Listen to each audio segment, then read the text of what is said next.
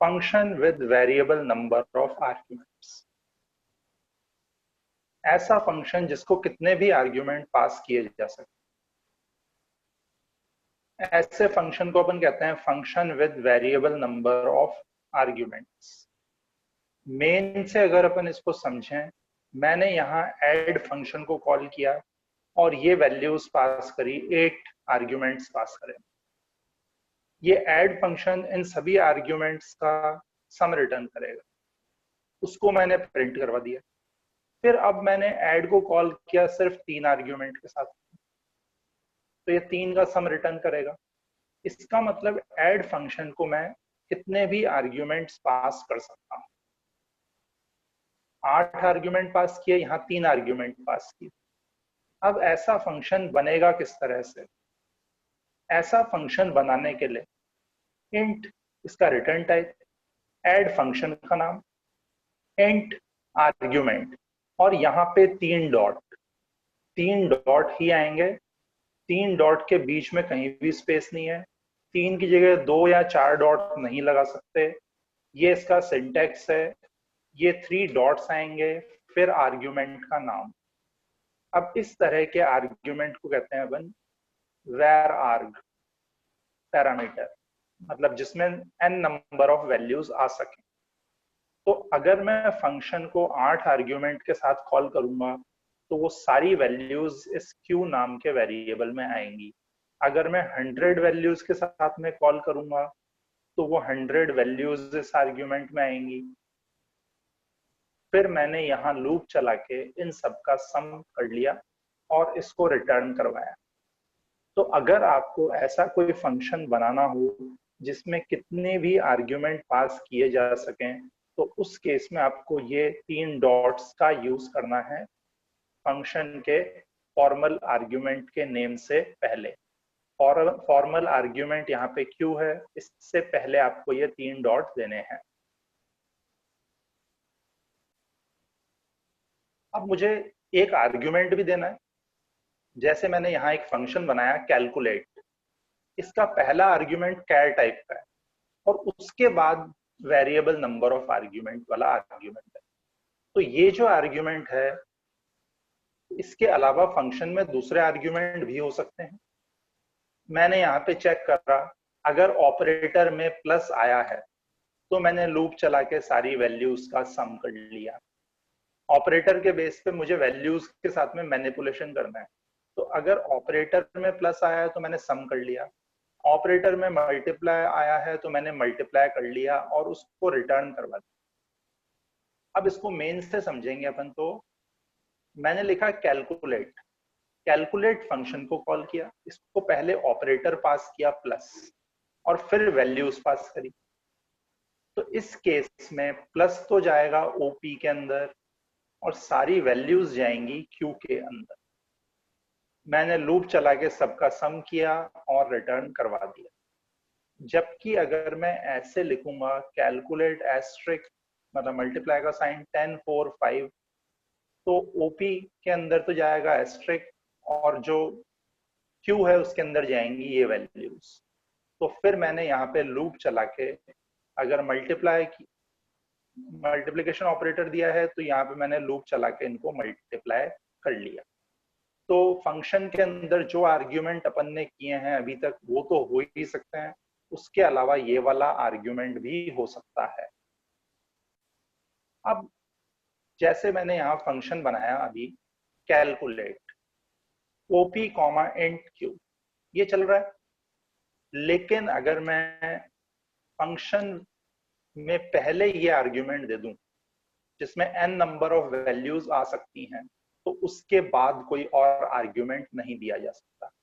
इसका मतलब ये आर्ग्यूमेंट हमेशा आर्ग्यूमेंट्स की लिस्ट में लास्ट में होगा और अगर ऐसा नहीं है तो कंपाइल टाइम एरर आएगा। अगर मैं इन डॉट डॉट डॉट यहाँ पे दिया मैंने r और फिर q, इसमें भी एरर आएगा क्योंकि मैंने आपको क्या बताया कि ये लास्ट में होना चाहिए। तो ये वाला तो लास्ट में है q तो, लेकिन r लास्ट में नहीं है, तो एरर आएगा। तो इसका मतलब एक फंक्शन में इस टाइप का आर्ग्यूमेंट एक ही हो सकता है और वो हमेशा लास्ट में होगा। अगर मान लो मैं ऐसे लिखूं ऐड 10, 20, 30 और 50, तो ये कौन सी वैल्यूज आर में जाएंगी और कौन सी वैल्यूज क्यू में जाएंगी? ये सारी ही आर में जा सकती हैं, क्योंकि आर में एन नंबर ऑफ वैल्यूज आ सकती हैं, तो क्यू की जरूरत ही नहीं है। तो जितने भी आर्ग्यूमेंट आप पास करोगे वो एक ही वेरिएबल में जा सकते हैं, इसलिए एक फंक्शन के अंदर मल्टीपल इस टाइप के पैरामीटर्स नहीं हो सकते।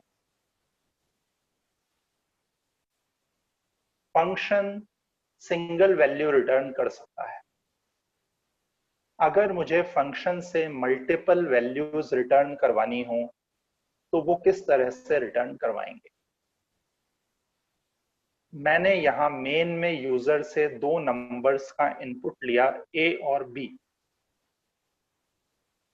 इनपुट लेने के बाद मैंने यहाँ कैलकुलेट नाम के फंक्शन को कॉल किया और इसको ए और बी पास किए। ए और बी में यूजर ने जो भी दिया है वो जाएगा कैलकुलेट फंक्शन के आर्ग्यूमेंट्स में। अब कैलकुलेट फंक्शन के अंदर मैंने एक रिजल्ट नाम की एरे डिक्लेयर करी 4 एलिमेंट्स की। मान लो यूजर ने 10 और 5 दिया, तो 0 इंडेक्स पे इनका सम स्टोर होगा, मतलब 15, 1 इंडेक्स पे डिफरेंस, 2 इंडेक्स पे प्रोडक्ट, 3 इंडेक्स पे डिवीजन का रिजल्ट। तो रिजल्ट नाम की एरे में एडिशन, सब्ट्रैक्शन, मल्टीप्लिकेशन और डिवीजन चारों चीजें स्टोर हो गई। उसको मैंने रिटर्न करवा दी, एरे को रिटर्न करवाया। एरे को रिटर्न करवाने के लिए आपको रिटर्न टाइप में इंट के बाद स्क्वायर ब्रैकेट ओपन क्लोज लगाने पड़ेंगे। अगर मैं सिर्फ इंट लगाऊंगा इसका मतलब फंक्शन सिंगल वैल्यू रिटर्न कर रहा है। फंक्शन से अगर एरे रिटर्न करवानी है तो int square bracket open close आएगा। तो ये जो एरे रिटर्न होगी वो ans नाम के वेरिएबल के अंदर स्टोर होगी। मैंने यहाँ रिटर्न रिजल्ट लिखा है, तो रिटर्न होके कहाँ आएगी ये एरे? ans में। तो ans खुद भी एक एरे होना चाहिए। ans में 0 इंडेक्स पे अगर मैं प्रिंट करवाऊंगा तो क्या प्रिंट होगा? सम। 1 इंडेक्स प्रिंट करवाऊंगा तो डिफरेंस, 2 पे मल्टीप्लिकेशन और 3 पे डिवीजन। तो फंक्शन से जब भी आपको मल्टीपल वैल्यूज रिटर्न करवानी हो तो उसका एक तरीका है फंक्शन से एरे रिटर्न करवाना। फंक्शन से एरे रिटर्न करवाने के लिए आपको फंक्शन के रिटर्न टाइप में int square bracket open close देना पड़ेगा।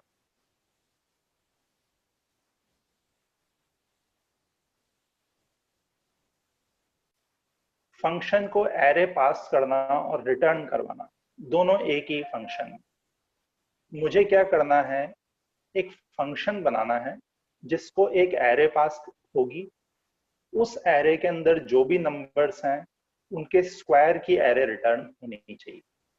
तो फंक्शन में पास भी एरे होगी और रिटर्न भी एरे होगी। अब की बार आप देखोगे तो मैंने मेन के नीचे बनाया है फंक्शन। फंक्शन आप कहीं भी बना सकते हो क्लास में, मेन के ऊपर या मेन के नीचे। फंक्शन प्रोटोटाइप जैसा इसमें कुछ भी नहीं होता है। फंक्शंस आप किसी भी सीक्वेंस में बना सकते हो, सारे फंक्शंस क्लास में बनेंगे। अब मैंने यहाँ स्क्वायर्स फंक्शन को क्यू नाम की एरे पास करी। क्यू एरे में वैल्यूज हैं 3, 6, 2, 5 और 9। ये जो वैल्यूज हैं ये m नाम के आर्ग्यूमेंट में आएंगे।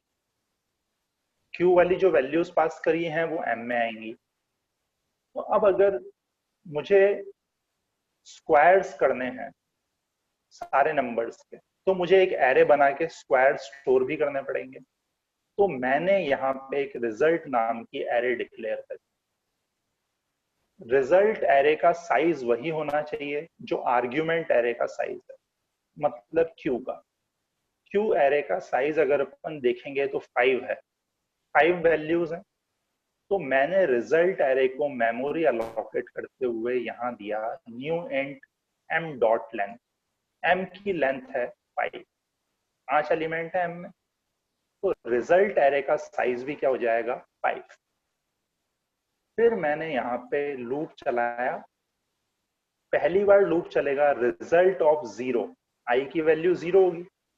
रिजल्ट ऑफ 0 पे m of 0 into M of 0 assign हो जाएगा। m ऑफ 0 में क्या है 3, तो 3 इंटू 3 9 रिजल्ट एरे में 0 इंडेक्स पे। नेक्स्ट टाइम लूप चलेगा, m एरे में है 6, तो 6 इंटू 6 36 रिजल्ट एरे में 1 इंडेक्स पे। Next time 2 into 2 4, next time 5 into 5 25 result array में स्टोर होगा। और लास्ट वैल्यू है एरे की 9, तो 9 इंटू 9 81 इस एरे के अंदर स्टोर होगा रिजल्ट एरे में। तो ये लूप 5 बार चलेगा। एम एरे में जो भी नंबर्स हैं उनका स्क्वायर रिजल्ट एरे में स्टोर करेगा। फिर मैंने उस एरे को रिटर्न करवाया, रिटर्न रिजल्ट। रिजल्ट एरे आके असाइन होगी ans नाम के आर्ग्यूमेंट में। फिर मैंने लूप चला के ans को प्रिंट करवाया, तो प्रिंट करने पे ये सारी वैल्यूज प्रिंट होंगी।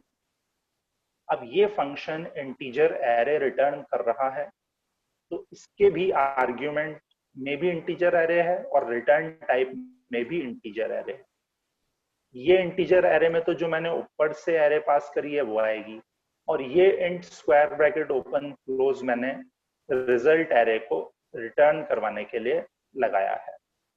तो इसका मतलब ये हुआ कि अपन रिक्वायरमेंट के अकॉर्डिंग फंक्शन के अंदर एरे बना सकते हैं, जो आर्ग्यूमेंट एरे आई है उसके अकॉर्डिंग, और फिर उस एरे में वैल्यूज स्टोर करके उसको रिटर्न करवा सकते हैं।